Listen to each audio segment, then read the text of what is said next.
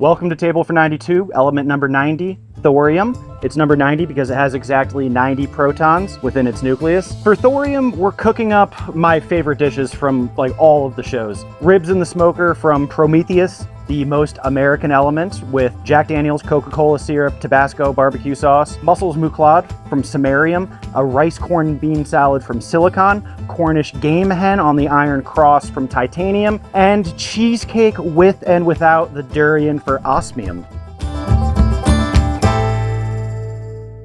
Yeah, I just thought that upon completion of this fun little project, cooking my way through the periodic table, learning so much, I should conclude with a big old party with all my favorite foods from the show and with all my favorite people that helped me do it. And if I pull this off, I want the end to kind of look like the feast from Hook, but you know, like without the food fight, because that was just wasteful. So thorium, you know, the name just conjures up ideas of godly masculinity. You look like melted ice cream. Yep, there it is. It's beautiful. Now though, thorium is absolutely fascinating and could very well be one of the elements that gets us out of this fossil fuel age we've been stuck in for far too long. So first off, thorium is a radioactive silvery metal in a pure form, but it does not occur in nature in a pure form. There are many minerals that have high amounts of thorium, but you won't find nuggets of thorium out there in the wild. Thorium has no biological role in the human body, but is found in foods. Not anything to be concerned about. It's just that thorium is surprisingly quite abundant in Earth's crust, 3 times more abundant than uranium. So thorium is present in pretty much all rock, soil, water, air, as well as your present Thor right here. Yeah, 100%. If you were to melt me down, there'd be about 80 millibecquerels inside of me. That's like the average that's been calculated. It's nothing, it's a tiny microscopic amount, but it's in there, mostly in the skeleton. As far as the radioactivity of thorium, it's nothing crazy. Not like polonium, where it's so radioactive it's used as a poison by Russian assassins. Like with polonium, it only takes 6.8 trillionths of a gram to be lethal. Thorium is just not that radioactive. It would take years of exposure and breathing in thorium particles for it to have an effect on you. Let me tell you how it was discovered, because it's a pretty funny story.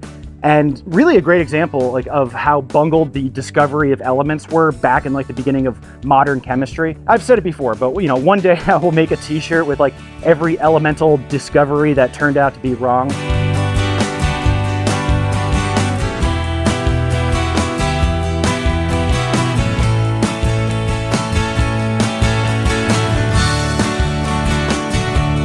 So yeah, the Swedes have made a huge contribution to the discovery of the elements and are responsible for this one, thorium, as well. Well, yeah, the first botched discovery. So Sweden is kind of in this perfect spot in both like geography and history to have found so many elements where the Enlightenment principles had really taken a hold, and the learned classes and the beginning of the Industrial Revolution and a huge increase in mining meant a whole lot of new minerals were being uncovered and actually studied, not getting tossed out like they had been in previous generations. Plus, between like 1814 and 1905, Sweden was much larger than today. There'd been like a brief war that kind of had to do with the larger Napoleonic conflicts in Europe, where Sweden took over Norway. So here is the Union of Norway and Sweden in 1815. Jens Jacob Berzelius, a really important, incredibly important figure in the history of chemistry.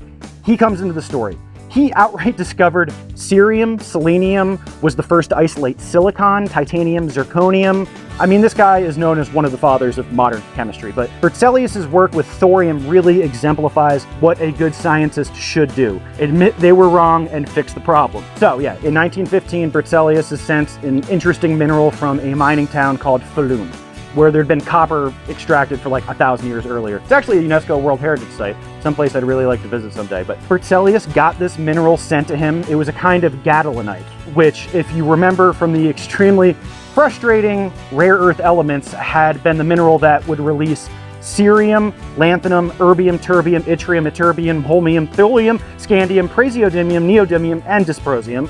And gadoliniite does actually have trace amounts of thorium, but Berzelius didn't have the technology back then to have discovered. Yeah, and just to show how primitive things were at the time, this work on the thorium in 1815 was done in his apartment kitchen, not in a lab or anything. But yeah, him and his assistants were working on this mineral in his kitchen, and he believed there to be an unknown element inside. You know, this is like in the day where you could just declare you had discovered a new element. without actually like producing tangible evidence of it. And so, yeah, he named it Thorium because they were all huge Chris Hemsworth fans. Yeah, no, I mean, actually, if you had a time machine and like could show someone a Marvel movie in 1815, they'd probably lose their minds or start a new religion, or both. So it ended up he was wrong about this new element he had called thorium. That didn't happen for like another 10 years. So for 10 years, he thought he had a new element. He found out he was wrong. So after this second look, Berzelius realizes that the thorium he discovered was actually yttrium phosphate. This was the second time that he'd actually made a mistake like this, where he had declared a new element, and he'd actually called the other one gonium, but he later realized it was zinc oxide. But yeah, this stuff happened back then. And the mineral that he had declared to be thorium was actually later named xenotime, which translates from the Greek to mean vainglorious. So this was named actually by a French mineralogist as an insult to Berzelius for his premature declaration of finding an element. I mean, you know, it's a pretty sick burn for 1824.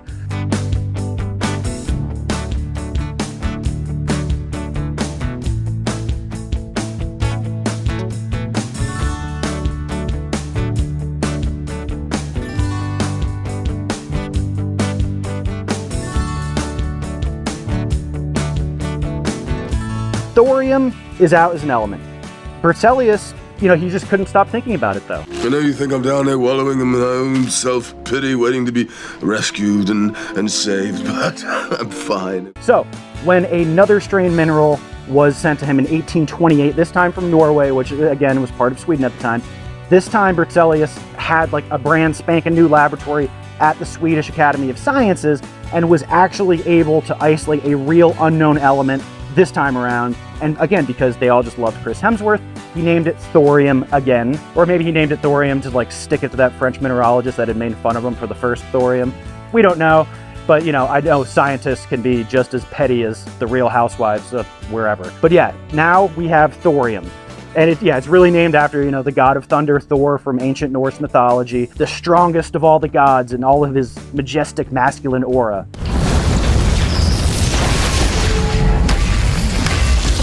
And Berzelius didn't know it at the time, but thorium is quite a good name for this particular element. Thorium's melting point is 1,750 degrees Celsius or 3,182 degrees Fahrenheit. And for comparison, gold melts at like 1,000 Celsius or 1,500 degrees Fahrenheit. But the oxide of thorium, THO2, has a ridiculous melting point of 3,300 degrees Celsius or 6,134 degrees Fahrenheit. And it's got the highest melting point of any oxide we know about in the universe. And that would come in handy for the first real use of thorium. But yeah, like a lot of elements, thorium was discovered and it was just like a curiosity for the first 50 years after it was found.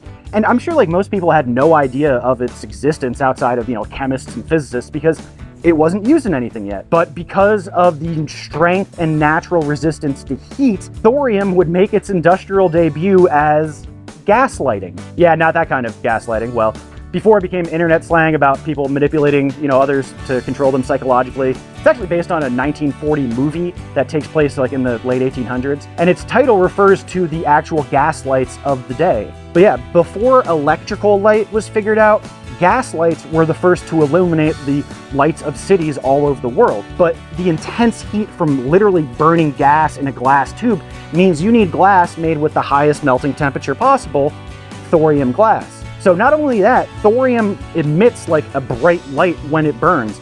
And this was like a huge turning point in world history. This was the first time artificial light was available after sunset.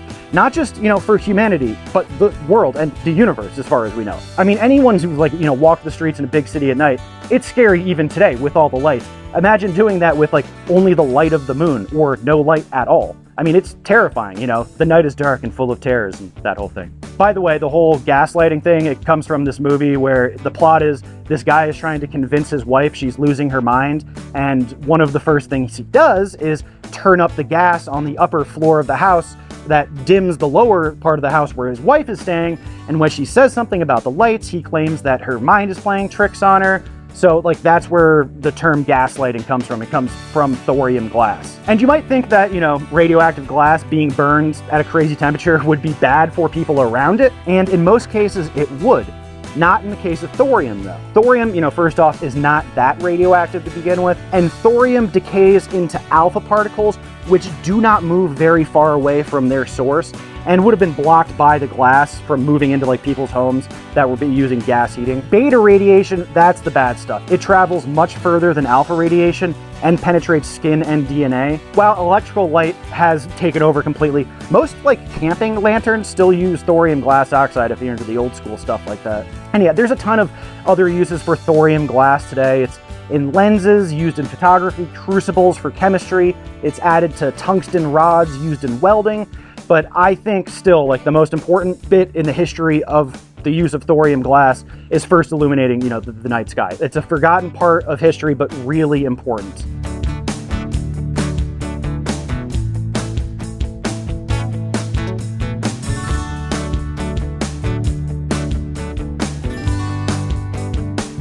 Now on to the nuclear power stuff. I'm a huge fan of nuclear power. I think too often people put nuclear weapons and nuclear energy like in the same category. That's not accurate. It's unfortunate because, not too long ago, there was a lot of optimism about clean, abundant nuclear energy. I mean, there was a thought in the 40s and 50s that every neighborhood in America would have small nuclear reactors to power the homes. But a lot of what happened is that nuclear power was discredited by a lot of people. One of the main components was large fossil fuel companies helped to fund misinformation campaigns against nuclear energy. And that helped to link the idea that nuclear energy and nuclear weapons are the same thing, but again, very different. And yeah, this isn't like a conspiracy theory, this happened, we know it did. But yeah, nuclear power plants today almost all come from uranium reactors that create heat, that creates electricity. Thorium, though, it's starting to get used by some countries. China's recently built a thorium reactor power plant. They're thinking about building more. Other countries, India, the US, Japan, the UK, they're thinking about building some. But thorium is a lot more abundant than uranium. It's more efficient and it has a way cooler name. But yeah, one of the downsides is that the most common mineral that natural thorium is found in is monazite, which is also where a lot of rare earth minerals come out of. So to extract thorium after having extracted all those rare earth metals, we need, for smartphones and all that, it would be more expensive than uranium mining at the moment. But if the demand for thorium grows, the price will go down. Now, I think one of the best shows I've ever seen on TV, it was on Netflix a while ago. It's a Norwegian show that was called Okkupert, or Occupied in English. It was the most expensive show ever shot in Norway, ever. It's a story where in the near future, a hurricane attributed to climate change hits Norway, causes a huge amount of damage, and in response, Norway elects a Green Party member to run as president, and he runs on a platform of ending the oil and gas production in Norway and transition to thorium-based nuclear energy. Norway is a huge supplier of oil and gas to the European continent. So in this story, Russia, with the blessing of the European Union, invades Norway to get their energy back online. In this alternate future, the US has left NATO, the Middle East is in chaos, and yeah, when the show was released, a lot of critics were like, well, it's a great show, but the premise of Russia invading another European country is a little far-fetched. Yeah, that show came out in 2015. Life imitating art.